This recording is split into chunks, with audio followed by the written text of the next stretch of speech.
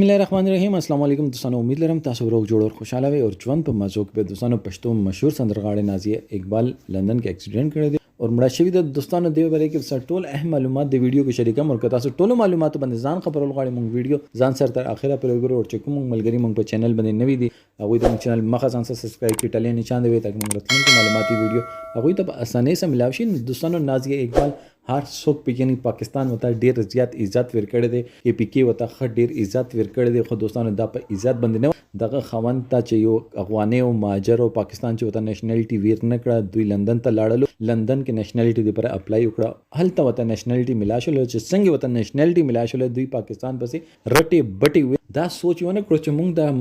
مال چې دا موږ چې دا دولت دا پاکستان د برکت د الله پاک نه بعد د پاکستان د برکت دا غانې بجانے والا دوی د ثابت کړو چې غانې بجانے والا چې دی هغه خصلت نه چینج کیږي دوستانو ډیر زیات تر افسوس شو چې کله د پاکستان باره کې لندن کې چې یو انټرویو ور کړو هغه کې داسې رټي بټي پاکستان خلاف ول موږ دین د تمه نه کول چې کله دغه ورود دغه لونو سره زیاتی وکړو هغه ټیم کې موږ کې پی کې موږ پښتون موږ ټول پاکستان دې څه ولاړو چې دیتا انصاف ملاشي شو دا څنګه پاکستان وتل د حالت لندن کې رټي بټي شروع کړو دوستانو اوس یو دا نیوز چې دا د سوشل میډیا باندې گردش کوي چې دا مړه شوی دا د اکسیډنٹ کړي دوستانو هیڅ اکسیډنٹ نه دی کړي دا بالکل روغه جوړه ده دا یو صرف پبلسټی سټنټ وی دوی کله تلکونه کوي کله ویوز د پرځنونو اکسیډنٹ کې مړ کوي کله بل څه هر یو چیز هر یو هات پر دوی ویوز د پرتلل شي دوستانو ماته افسوس رسي چې مونږ کله